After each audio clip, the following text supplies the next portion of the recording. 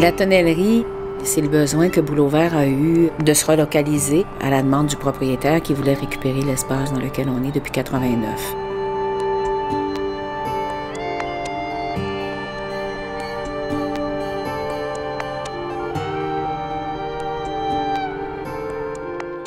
On s'est posé la question, est-ce qu'on devrait rester dans Mercier, Hochelaga, Maisonneuve? On est né de ce quartier-là, puis on est né des besoins de ce quartier-là.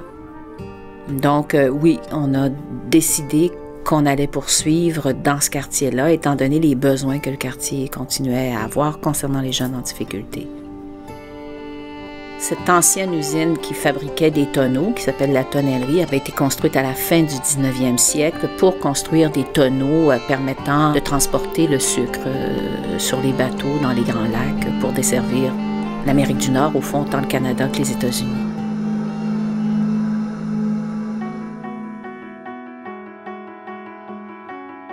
La première fois que je suis rentrée à l'intérieur, dans le ventre du dragon, là, comme on dit, j'ai vu les jeunes travailler dans cet espace-là.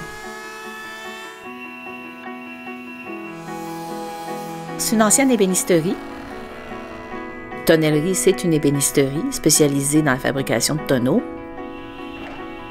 J'ai vu l'ouvrage d'il y a 150 ans, puis j'ai vu l'ouvrage des prochaines années.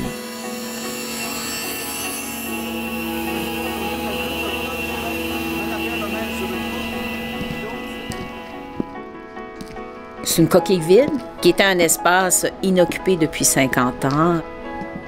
Mais c'est surtout qu'on conserve l'histoire d'un lieu industriel patrimonial, mais également qu'on continue à donner un sens à ces jeunes-là qui, le matin, quand ils se lèvent, se posent la question à quoi ça sert de travailler. Bien, c'est comme si se retrouver dans ce lieu-là, ça voulait dire donner un sens additionnel à se lever le matin. J'ai vu aussi une fierté d'être là, une inspiration.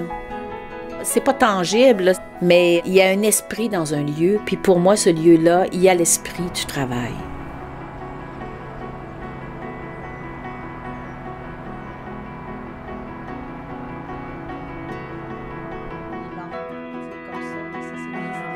Pour Boulot-Vert, le sens d'être propriétaire de son lieu, c'est au fond d'être un peu plus maître de son développement. De rendre plus visible encore l'organisation, de rendre plus visible son œuvre. Il y a peut-être trois espaces principaux. Le premier espace, évidemment, c'est l'usine.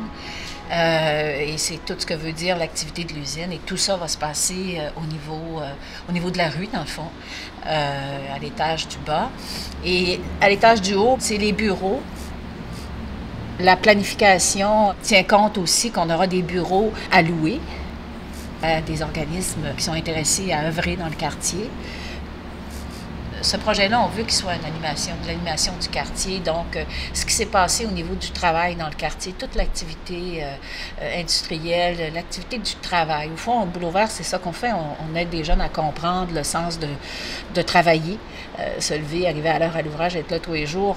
Alors, il y a une histoire du travail dans le quartier, puis on veut la mettre en valeur. En plus de mettre en valeur un édifice qui représente une des premières activités industrielles, finalement, dans le quartier Hochelaga. L'autre élément, c'est que la zone où est-ce que Boulot-Vert s'installe dans les prochaines années, c'est une zone qui est en processus de revitalisation urbaine intégrée, puis qui a besoin d'organisations comme Boulot-Vert pour justement structurer davantage la zone. Et on pense que Boulot-Vert arriver dans un lieu comme ça, dans un territoire comme ça, avec ce qu'on a fait sur 35 ans dans la vie d'au-dessus de 3500 personnes, bien, on pense que Boulot-Vert, avec son édifice, représente un lieu d'espoir, finalement, pour ces jeunes en difficulté. On pourrait peut-être appeler ça l'îlot tonnellerie ou l'îlot jeunesse tonnellerie ou jeunesse vie. Parce que dans le fond, la jeunesse, tu sais, quand on travaille avec les jeunes, c'est le futur. La tonnellerie pour Boulot-Vert, c'est tout ce sens-là.